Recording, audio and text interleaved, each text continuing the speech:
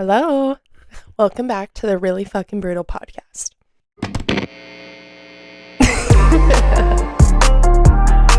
It's about to get really fucking brutal. The day you're watching this is, for me, the day I'm filming this is January 21st, 2025, which marks exactly 1 year since being removed from the home of my domestic violence relationship. 365 days later, and we've been through a lot. So today's episode is dedicated to all the hard work, effort, and strength that it took for me to get to where I am now, exactly 1 year later, fleeing the worst relationship of my life, and the relationship I thought would end with me being killed or killing myself. I don't have any notes with me for this episode. I figured I'd try just speaking from the heart and not trying to stick to not a script, but a set of points. And I want to speak freely because I feel like that's when you can get the best information and just really hear what I have to say as it comes up for me. So I'm not going to tell the full story of the relationship. That will come later in other podcast videos and podcast episodes. But I am going to touch on certain points briefly, the overall aspect of our relationship and the past year. I met this individual in September of 2022 at a music festival in Toronto, Ontario, Canada. And prior to that, I didn't know this person, but I was later made aware that before we were even in a relationship, that he had an interest in me, and us meeting at this music festival by chance, if it was by chance, was something that was good for him because he had an interest in me. And I didn't originally, even on my trip. I didn't, but months later, I believe it was November of the same year, I reconnected with this individual. Keep in mind, he lives in Ontario and I live in British Columbia at this time. We reconnect and it's flirty because now at this time, like, we're reconnecting and I'm starting to really like him and it's flirty. Keep in mind, this whole time, he's already had these feelings for me. So I've just come around and I'm making that move that he never made. So 2022. I initiated the contact that would begin our relationship. In December of 20, after talking endlessly for days, falling asleep on the phone, and really getting to know each other, I took a 2-week trip out to visit him and stay with him in a rural part of Ontario because he didn't live in Toronto.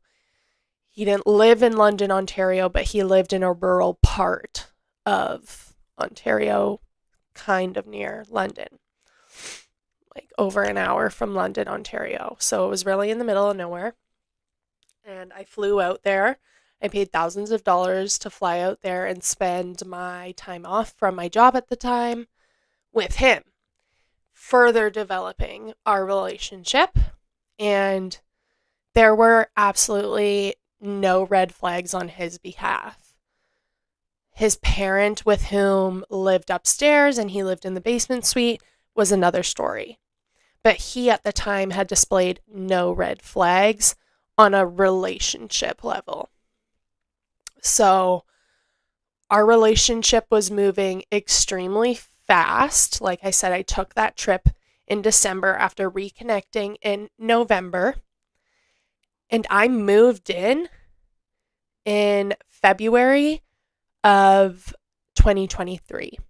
I moved across the country from my home in British Columbia to living with him in Ontario. And before you go, whoa, that's insane, that's crazy, while I was living here in British Columbia, BC, I was actually homeless at the time. I became homeless in October of 2022.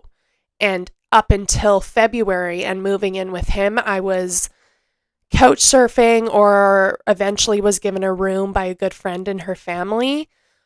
But I didn't have a place to call my own. I didn't have that anymore. I was experiencing homelessness, and considering how secure I felt in our relationship, the fact that there were zero red flags, and that for other reasons, I always wanted to leave here, British Columbia, because of trauma, and I've always wanted to travel, but I knew I needed to get out of British Columbia, even if it was for a little bit.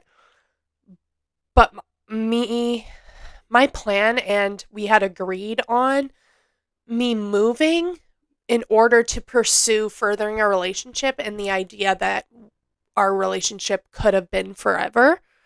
Um, and unfortunately, that was not the case. I sold my car, I sold 99% of my belongings or gave them away for free, donated them, and moved to Ontario in 2 suitcases. So with very minimal stuff. As soon as I got to Ontario, the red flags were immediate. Immediate. And I have proof that it was immediate. Like from day one, there are videos and recordings and photo evidence that I was already beginning to be abused and in a domestically violent relationship.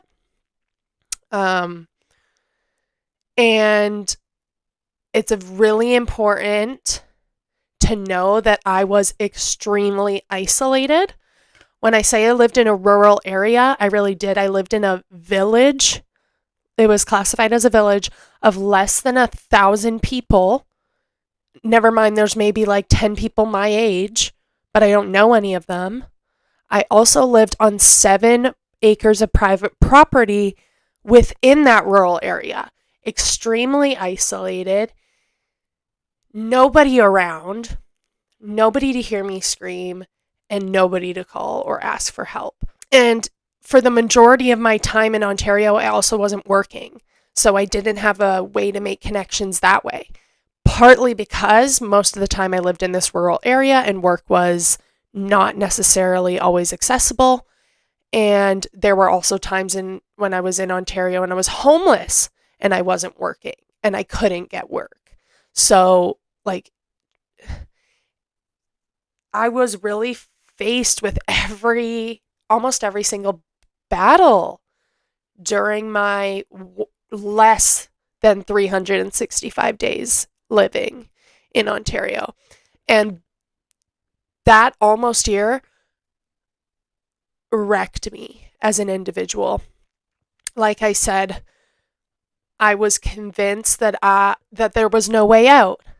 That there was no way out. Every time I would dissociate in the shower, or I would cry and I would say, like, I just got to stay for like this much longer. I just got to, or it'll get better, or like convincing myself that something would change when that was never going to happen. And I realized pretty quickly what was going on and that I was trapped, but I was also convinced, again, there was no way out. I had no friends, I had no family, and I also lost all my like rights, and I had zero control over my life, who I communicated to, what I did, where I went, how I presented myself. Like, I had zero control. I had nobody to support me, nobody who really knew what was going on, maybe a few, but my contact with the outside world was so extremely limited, besides my social media, which was a massive facade hiding the fact that I was struggling to stay alive for almost that entire year. And I knew at very many points that I needed to go or I wanted to go and I needed to leave and get out of there, but I did not have the facilities to. Like I said, having no support, no resources, I had no mode of transportation, I had no money, I had no job to make myself money for most of the time. I, I really had no way of getting out of there until I did in the way I did. And it's so complicated because, and I mentioned this on my social media today because it's 1 year being free, that there were times I thought of or tried to find a way to subtly let people know that I was in crisis and needed help and I was being abused. Um, almost when crafting almost all my videos, filming myself, I would try and like find a way to incorporate that signal. Like I would act like I'm cracking my thumb, and other fingers and try and incorporate that into my videos. But I was not confident that my partner wouldn't find out and it wouldn't backfire on me. Um, but I was able to gather probably 10 hours altogether of audio and video footage of the abuse I endured in that year. And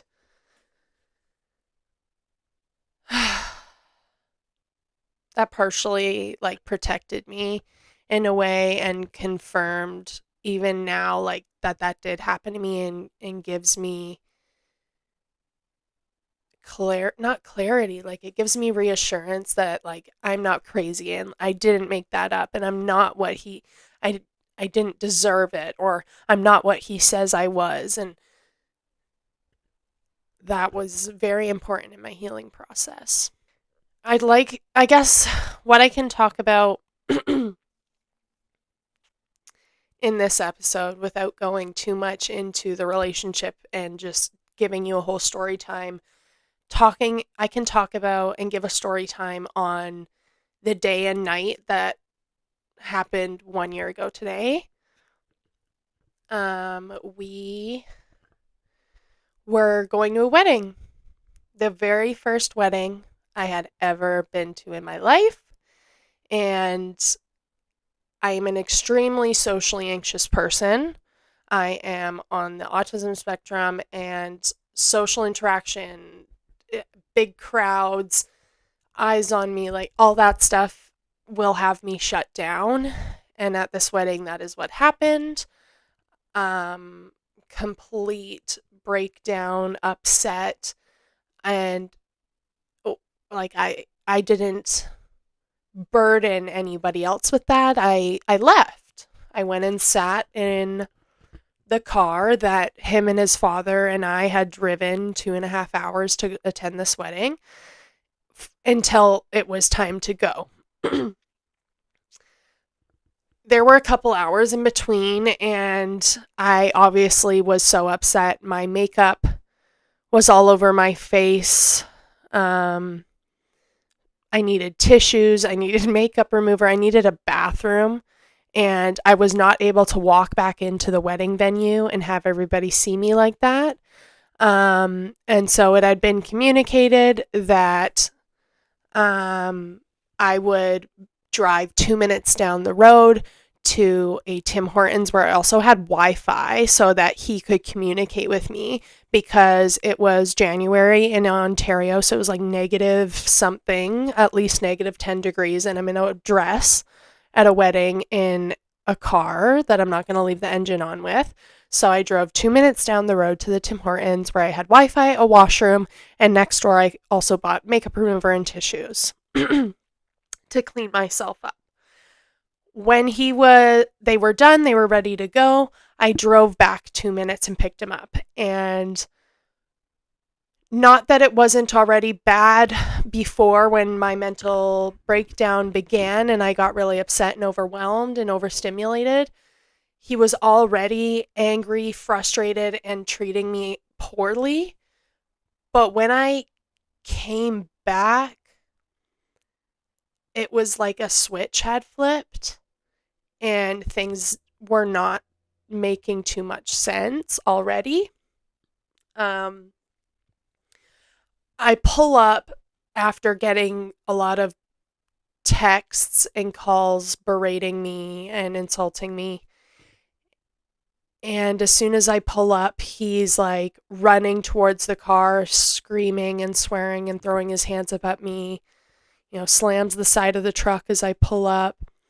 I get out and he's yelling such horrible things about me, confidential information about my past that I don't want the general public to hear, things about traumatic instances of mine from the past.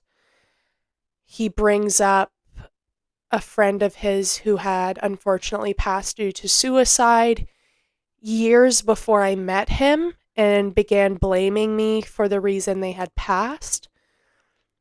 You'll None of this is making sense, I'm sure, to you as much as it didn't to me. I had to, for a while, run away because I was physically in danger and I was hiding. I ran away and was hiding in between cars and, would run away and hide behind more cars and weave in and out of them depending on where the truck was because he was now trying to find me and I didn't know what was going to happen. They disappeared for a while up the road, and when they came back, um, they saw me already like walking, so he told me to get in the car, and I was telling his father, my boyfriend's father, that I didn't feel safe in a car, especially for a 3, 4 less, I don't know, 2.5 to 4 hour drive when he's acting this way. Like, things aren't making sense. I'm being physically, like, assaulted, like, verbally berated. Like, I am not safe. But that's the only way for me to get home. So eventually make it in the car. And of course, he's yelling at me for a while, saying mean things, threatening me, insulting me. But it's a long drive, so he falls asleep. And we had to stop on the way home in another city to grab our dog. So we did and headed home. And that whole time, my partner was asleep. But there were a few moments like where he woke up and readjusted or greeted our dog. Like he said hi to our dog and pet her and was cuddling with her and definitely knew she was there. We get home hours later. It's probably 10:30, 11 at night. And we've got the dog with us, my partner, I, and his father. We go inside the house and I go to bed. I retreat to bed after such a horrible day and not wanting to confront anything that's gone on. And my partner's playing with our dog. She's jumping on him. He's going, "Oh, hi, hi, look at you, cute girl." And then she comes over and lays with me because he went upstairs to talk with his dad. He comes back down, and again, that aggression has come back, and he's angry with me. And there is like a violent switch that goes off where all of a sudden he doesn't know where our dog is. He doesn't remember seeing her at all, picking her up, playing with her not even 3 minutes ago. And starts throwing stuff everywhere, running out the door, saying he needs to drive 2 hours to go get her. And I let him know that she's right here and it's okay, and like asking him, like, seriously, I was genuinely concerned at this point, saying, like, you don't remember that she's right here. You were just playing with her. Like, I almost said the name. You don't remember being with her 2 minutes ago. We're in the car. She's right here. It's okay. And it was like a bomb went off. The house beca- began to get destroyed. Everything, glass, bottles from the fridge were thrown everywhere. So there's spilt objects, food, jam, sticky, everything everywhere. He has knocked and swept everything off of every tabletop in sight. Our dresser. He's the house is becoming a mess, and he's screaming so violently and saying things I've never heard him say before that really warranted this being the time that I put an end to it and called for help. I didn't have any cell service on my phone. My phone was turned off. I couldn't even call 911, so I had to ask my partner's father for his phone to call 911. And I did. And my main concern for actually calling 911 wasn't even for me. I didn't recognize what this would do and what situation it would put me in. But I called 911 because my ex was saying he was going to kill himself. And I record the whole 911 call, and all I'm asking and saying is like, he's going to kill himself. I need an ambulance because he's saying he's suicidal. Please send help. He needs help. But it was very clear to them and what they were hearing on the phone and what I was telling them otherwise about what he was saying and doing, that it was evident, and they heard on the call him saying he was going to kill me, and in vivid detail, and how he was going to kill all of my family members as well, and everyone I loved. Specifically, he told me, and I'm hiding at this point in another part of the house in the dark on the phone with 911, and he said he would find me, kill me, and hide me in a ditch where no one could find me, and that he would kill my whole family. Um, so after time of working on healing myself and looking back on the situation, really do recognize that there was more of a concern for my safety than his. Although he was claiming to want to hurt himself and was going to do it, his actions, how he behaved, and everything he said was actually aggressive and violent towards me, and he wanted to end my life, and he had the power to. I told his father not to let him know that we were calling the police because I knew it would upset him even more, but his father did anyway. And I was right. The aggression, violence, and everything got 100 times worse once he was made aware that the police would be arriving. And I don't know how long it took from the time I dialed 911 till the time they came, but I lived in a rural area, so it was quite some time. Probably 20 to 30 minutes, and more police just kept showing up as they could. There ended up being 6 male officers that responded, which that's another story, but that's how serious the situation was. 6 male officers came to intervene. They arrested him, and his demeanor changed as soon as the police showed up. He was weeping. He was begging for mercy and saying he was so scared and he has a fear of the police and he's so scared and please, please, please. And I watched him get dragged out, not dragged out. He went willingly. I watched them escort him out of the home in handcuffs. And the last thing I told him and I said was, I love you. I love you. I love you. I love you. And he kept a stoic look on his face, ignored me, and walked out with his chin held high. My concern was always for him. When I called 911, it was out of concern for his life.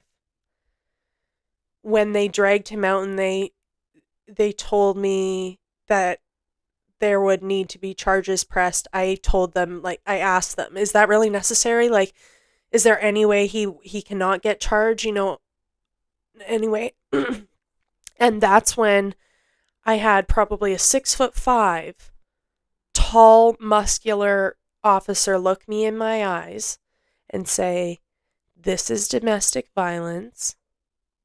This is not okay.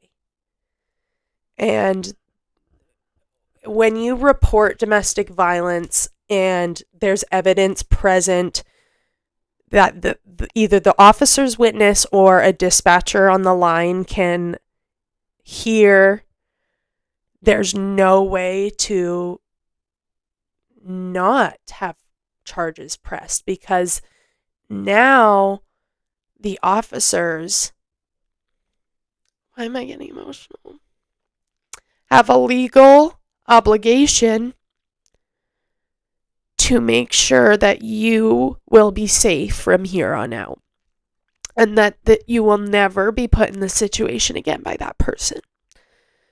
But still, my concern was, like, I just want him to get help. I just don't want him to hurt himself. Maybe he really needs therapy. He just needs therapy. Is there any way we can not do this? I thought, like, we would still be able to be together. I didn't think it was that serious. I just wanted him to get help. I didn't see any concern for myself until I was removed. Until someone looked me in my eyes and said, this is wrong and you're in danger. After he was removed, I was given 20 minutes to pack up whatever I would need for the next, at maximum, 2 weeks. They said it could be 2 weeks. It could be up to 2 weeks. And after the amount of, like, shock, fear, stress that I was just exposed to within the last 2 hours, that they're then telling me, like, you can't live here anymore. We need to find somewhere else for you to go. And we have to go now. You have 15, 20 minutes to pack up whatever you need. And in that moment, like, you actually don't know if you'll be able to ever come back and retrieve more stuff. And at this time, I didn't arrive to Ontario with lots of stuff, but I had lived there for almost a year and accumulated stuff in order to build a life there and build back the life I had here in BC before I moved. And so I think I remembered to grab, obviously, most of my medications. I grabbed some clothing, the most important pieces I could find, 2 pairs of shoes, I think. I don't remember what else. I have my dog's collar and a toy of hers and a ball, because leaving her was harder than any of this other shit that I went through, having to move back across the country with absolutely nothing, having to leave everything behind and move into a women's shelter and fight a court case for half a year. More than half a year. Leaving that dog behind was the hardest part. I made sure I took a couple of those belongings because I bought them. Newsflash.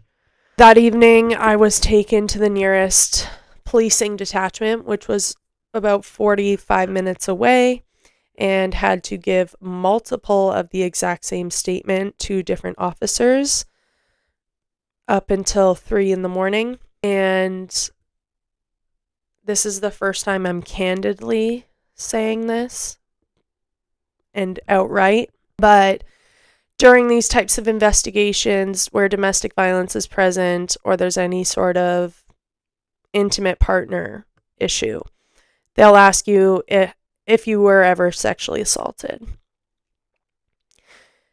And I said no. In order to protect him, but also in order to protect myself, because I know how that bullshit goes. Domestic violence and tackling that in the legal system was hard enough, but adding sexual assault on top of it would have made my life 20,000 times harder. So I said no every single time, but that wasn't true. And I believe he knows it, because I know that I know that you would touch me in my sleep. Let that sink in.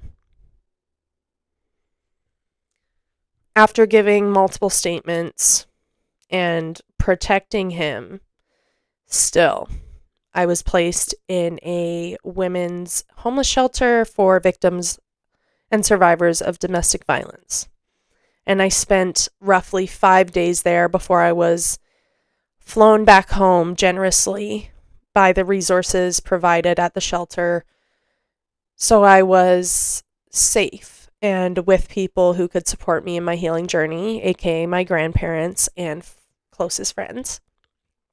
And my time in the women's shelter, although so short, really taught me a lot about that community and taught me about really not being the only person who feels a certain way. It made me feel empowered to be surrounded by women who understood my story and who were in the exact same situation as me.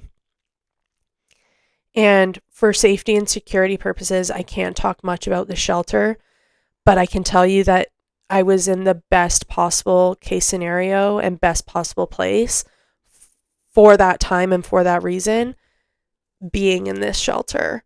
I was truly given the best opportunity there. I felt so safe, secure, and supported, and I believe I will be forever indebted and grateful to the very many women who worked and also lived there at the same time that I attended.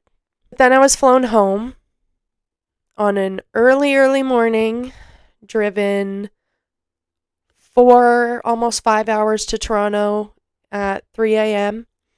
and flown home where I could learn to heal and become accustomed to hopefully feeling safe and secure again.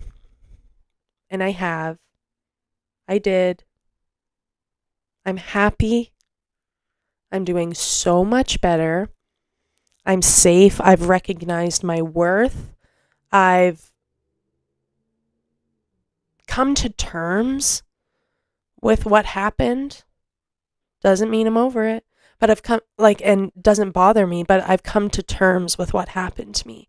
And I have and will continue to make and implement changes and boundaries that will protect me from ever being treated like I was again.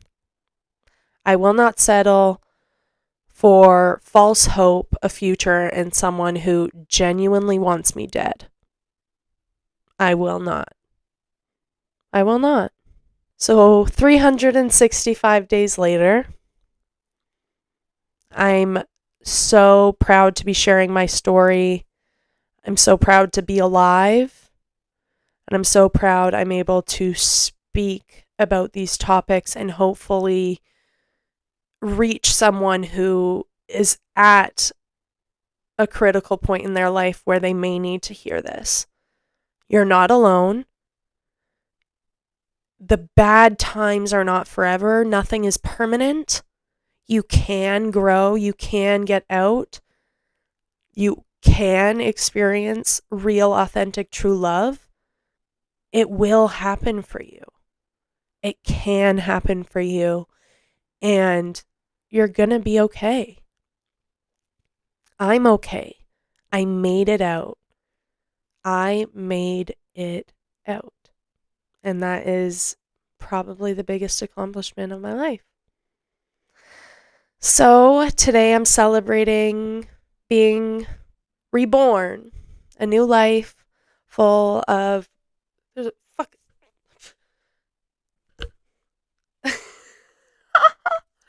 a new life, being reborn, a new life focused on myself and accepting nothing but the best, nothing but superiorness.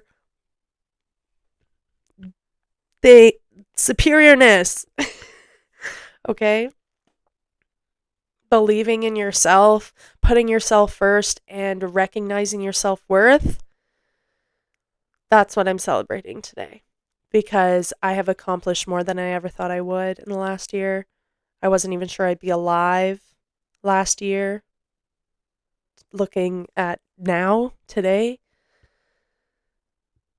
So if I can do it, I believe there's a way that you can too. Thank you so much for listening. I love you. You are loved by not only me, but so many other people. Your presence in this world is valued, and thank you for tuning in. Bye. It's about to get really fucking brutal.